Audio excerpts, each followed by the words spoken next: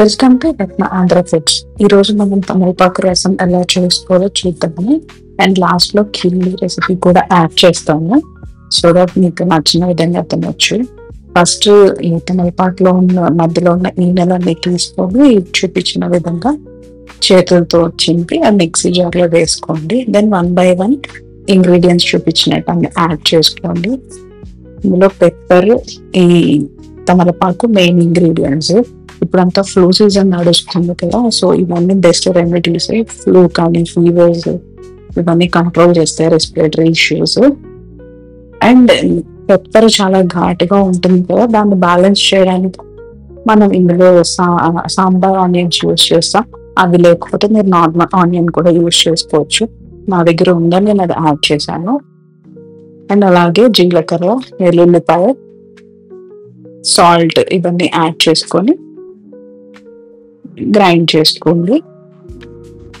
ఈ గ్రైండ్ చేసుకున్నప్పుడు మన 2 చిన్న టమాటోస్ కూడా యాడ్ చేసుకున్నాము. ఎందుకంటే నార్మల్ గా మనం రసంలో చింతపండు వాడతాం కదా, బట్ ఇప్పుడు పులుపుకి బదులు చింతపండు ప్లేస్ లో మనం టమాటోస్ యూజ్ చేసుకున్నాము. సో ఇలాగే 4 స్లిప్స్ చేసుకొని దానిలో మిక్సీ జార్ లో వేసేసుకున్నాము. అండ్ కొత్తిమీర, కరివేపాకు కూడా వేసుకోవడమే. ఇంగువ కూడా ఒక పించ్ యాడ్ చేసుకున్నాము.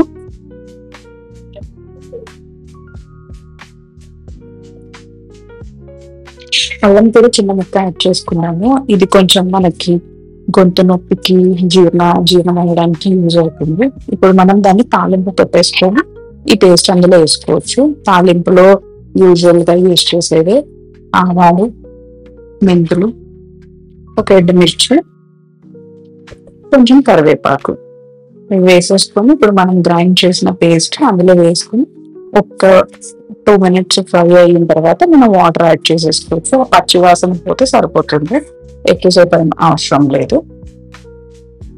ఇప్పుడు మీకు కావాల్సిన క్వాంటిటీ వాటర్ మేకప్ చేసుకోండి. నేనైతే సగం కొత్తిమీర అందులో గ్రైండ్ చేసినప్పుడు వేసాను, కొంచెం ఇలా పైన తాలింపు అయిపోయాక వేసుకుంటున్నాను. ఇలా కొంచెం పొంగినట్టు మరిగితే సరిపోతుంది, ఎక్కువసేపు అవసరం లేదు. ఇప్పుడు స్టవ్ ఆఫ్ చేసేసుకోవడమే. రసం అయితే రెడీ అయిందండి. కిల్లి కంటే ముందు ఫ్రెష్ గా మా తోటలో పెరిగే తమలపాకు తీగ చూడండి, ఇలా ఫ్రెష్ గా కట్ చేసుకొని అందులో 3 సింపుల్ ఇంగ్రీడియంట్స్ లో మనం కిల్లి రెడీ చేసుకున్నాం. సోంపు, కిస్మిస్.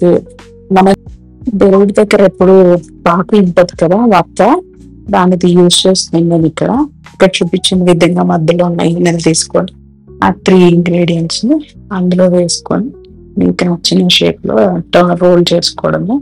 కిల్లి రెడీ. రసం తినం రైస్ తో వద్దు అని అనుకునే వాళ్ళు, పెద్దవాళ్ళు ఇలా కిల్లిలా తినేయచ్చు. గొంతు నొప్పి అలాంటివి ఉంటే రెక్టిఫై అయిపోతాయి. ఇందులో కావాలంటే పెప్పర్ కూడా యాడ్ చేసుకోండి, బట్ పర్సనల్ గా నేను ప్రిఫర్ చేయను, కానీ ఇందులో మీకు చూపిస్తున్నాను అదొక ఆప్షన్ ఉందని.